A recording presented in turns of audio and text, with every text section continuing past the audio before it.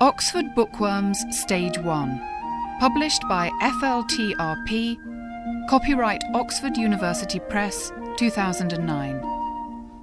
书虫牛津英汉双语读物第1集，潘德尔的巫师 The Witches of Pendle by Rowena Akinyemi. Read by Deborah Berlin.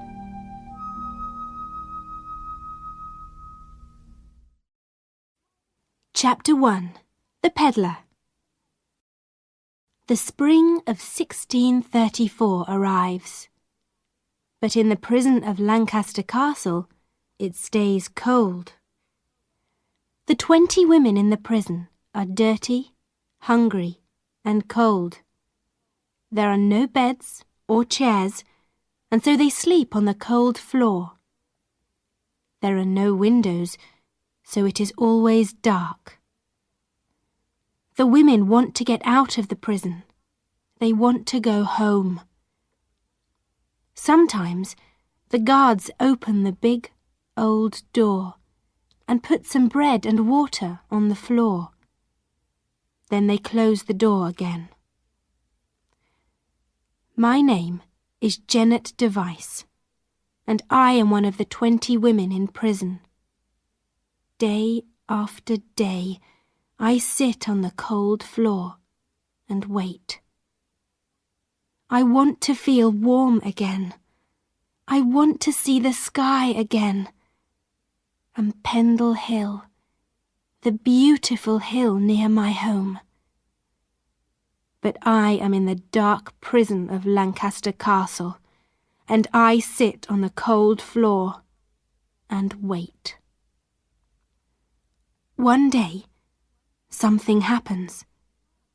The guards open the big old door. "Jeanette Device!" a guard calls. "Come here at once, witch! Somebody wants to see you!" I get up slowly because I'm very cold, and I walk across the dark room to the door. Perhaps it's someone from Reed Hall. Perhaps I'm going home. "Jeanette Device! Be quick!" the guard calls again. Someone is standing at the door with the guard.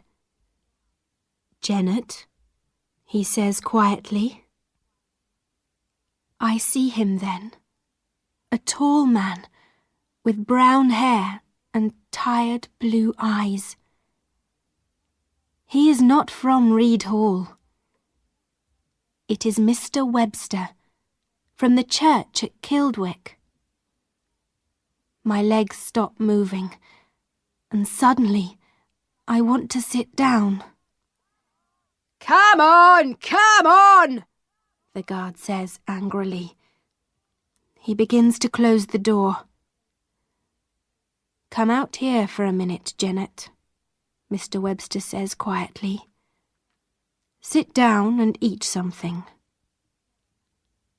I sit down at a little table near the door. Mr. Webster gives me some bread and some meat, and I begin to eat hungrily. 10 minutes, the guard says.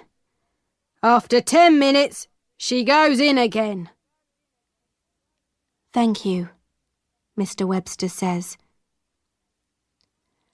"How is everyone at Reed Hall?" I ask at last. Mr. Webster smiles. "Everyone is well. I was there yesterday." I close my eyes for a minute. "Mr. Webster, it's not true.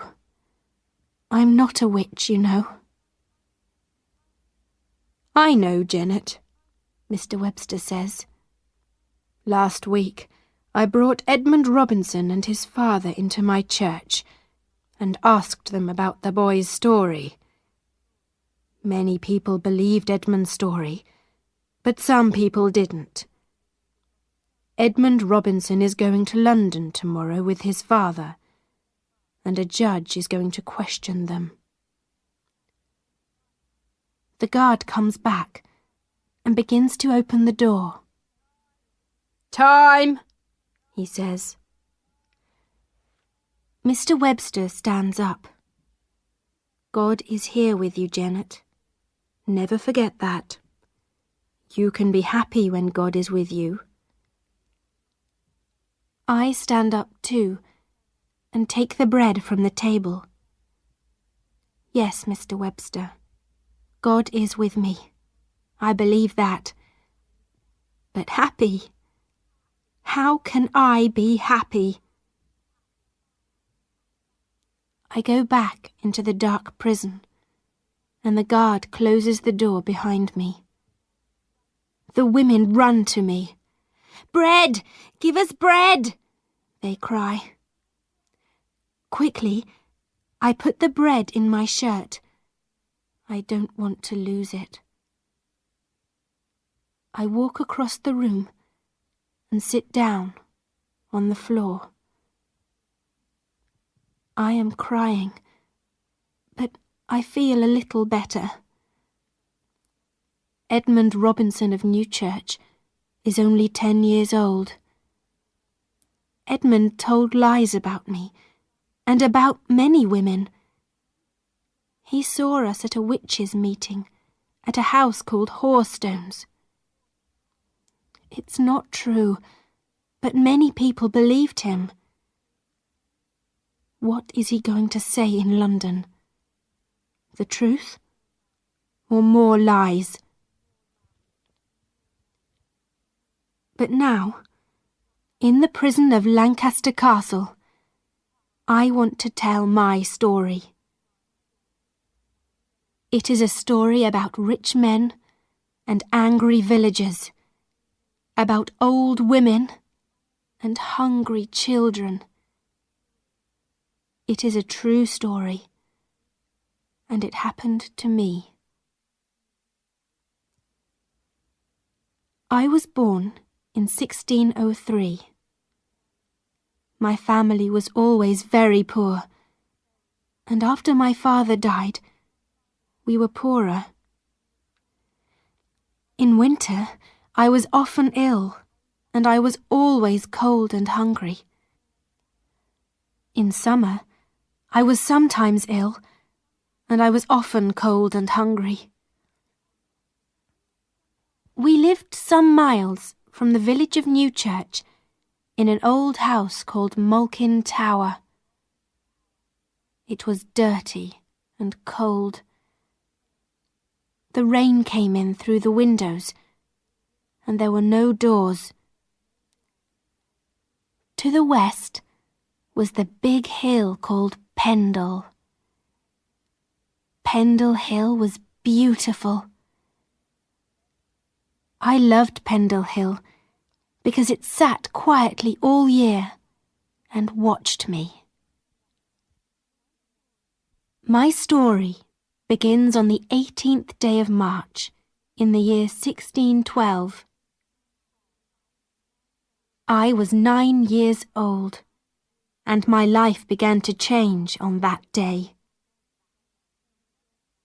My mother and my grandmother were ill, and they sat on the floor with their dogs near the little fire. My sister Alison wanted to go out. "I'm going to look for bread," she said. My brother James sat near the fire, his mouth open. "Go and look for bread," he said. "Go and look for bread."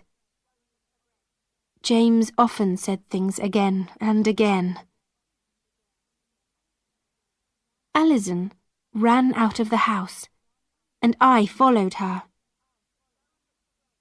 "Go and look for bread," James called.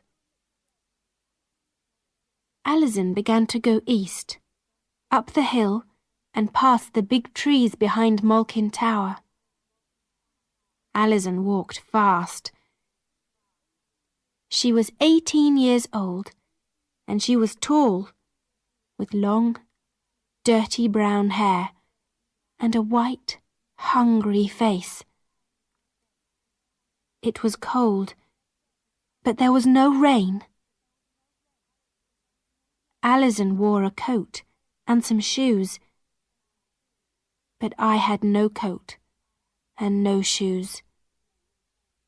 "Please, wait a minute," I called to my sister. "I want to come with you." "No," Alison cried. "Go back! I don't want you!" Suddenly, a dog ran in front of Alison. "Good dog! Good dog!" Alison called. The dog ran to her, and she put her hand on its head. It was my sister's dog, and it liked her. It was a big dog with big teeth, and I didn't like it because it was always hungry. I followed Alison and her dog along the river to Colne. But before we arrived at Colne, we met John Law. John Law was a big, fat man, about 50 years old. "Can I have some money, please?" Alison called. "I'm hungry." John Law didn't answer. He walked slowly because he was fat and because he carried a big bag on his back. In his bag were a lot of beautiful things. He was a peddler, and he walked across the hills and visited all the villages. "Can I have some money?" Alison called again. "I'm very hungry." John Law stopped. "Stop following me," he said. "I'm not going to give you money." "Give me money," Alison said. "I don't want to give you money," the peddler said. He took his hat off. There was not much hair on his head. "I don't like you, and I don't like your family. A lot of bad women you are. And your father was a bad man too." Alison was angry. "Don't talk about my father. He's dead now. Give me some money, old man." John Law's face was red. "No!" he cried. He began to walk up the hill to the village. "Go back to your dirty family!" Alison began to laugh angrily. "A dead man! A dead man!" she called. "Dead before dark, John Law!" She looked down at her dog and put her hand on its head. "Go after him, dog," she said. "Go after him and get him." The big dog began to run after the peddler. John Law stopped. He looked afraid, and his face was very red. "Call your dog back, you bad girl!" he shouted. Suddenly, his mouth opened, and his face went white. Slowly, he began to fall, and his big body hit the road. The dog came up to him, but the peddler did not move. Alison watched John Law for a minute. Then she said to me, "Go and call someone from the village." I felt afraid, but I ran along the road very quickly. "Help! Help!" I called to the villagers. "The peddler is ill!" The villagers came out of their houses and followed me down the hill. A young man looked at John Law carefully.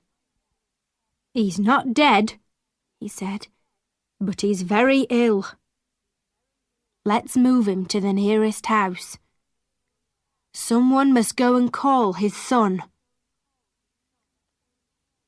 Just then, John Law began to talk very slowly. "I can't move," he said.